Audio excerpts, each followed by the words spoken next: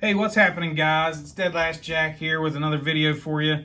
And in this video, it's going to be a little bit different. I'm really not showing what I have, but I want to discuss a topic that has come up a lot in the last few months with the huge jump in card prices.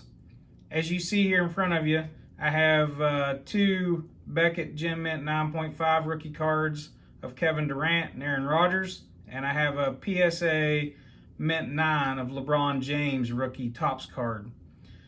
And what I want to talk about is there's been a lot of discussion. I've been watching a lot of videos, even though I haven't been making any, and I watch some investment videos and I watch some collector videos, and there's this big debate about should you be a collector or should you be an investor.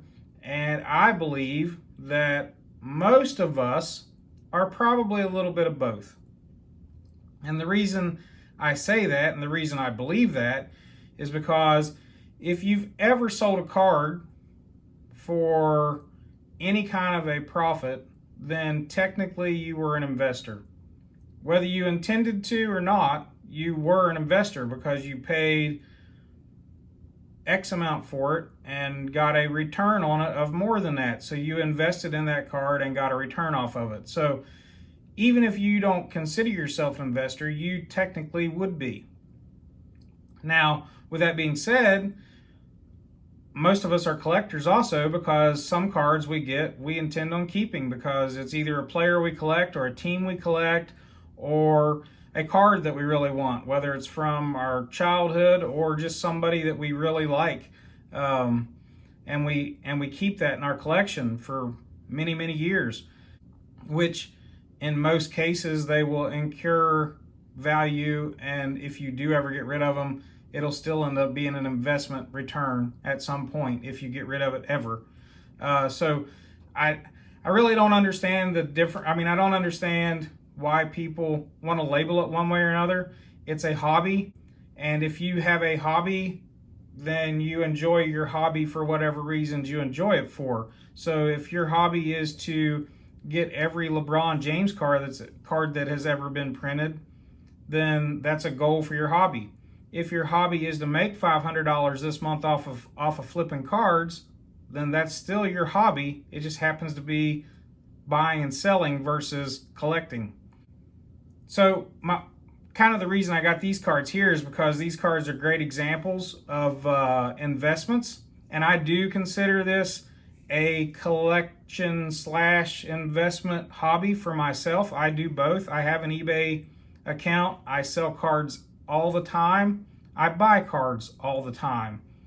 Some of them with the sole intention of flipping for profit, others with the sole intention of putting in my collection.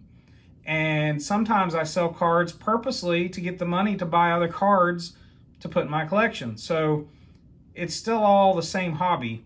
And why people want to label it and criticize others for doing one or the other, I just do not understand.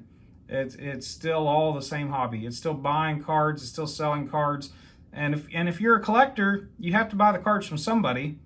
And if you're an investor, you got to sell the cards to somebody. So you kind of need each other anyway. The collectors need the investors, and the investors need the collectors. So really, we're all on the same page regardless of what you call yourself. And like I said, I am one that I consider myself both, and I would say probably most of you that watch this video will also consider yourselves both when you really think about it. As an example, let me show you a little example. This Aaron Rodgers card right here, this Topps Aaron Rodgers Beckett 9.5. I paid $60 for that card just a few months ago, by the way. And now I'm pretty sure that card's going for right around $200.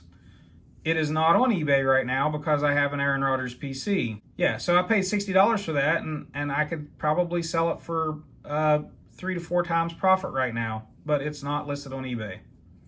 Now, Kevin Durant, this Bowman Sterling rookie, 2007, I paid, I think, $54 for that a couple years ago. It is on eBay, and I'm not going to say what it's listed for because I'm not trying to sell my cards to my YouTube channel, but it is a substantial profit if it sells, and it has watchers, so it probably will. The other one, the LeBron James, That's not even a joke. Anybody that's watching this video and keeping up with cards, you know what those cards are going for. Well, when I bought that card about 2.5 years ago, I paid $48 for it. I wish I'd have bought like 10 of them. Yes, that's an investment comment, and yes, I would have gladly bought 10 of them for 48 bucks had I known what they were going to be worth now.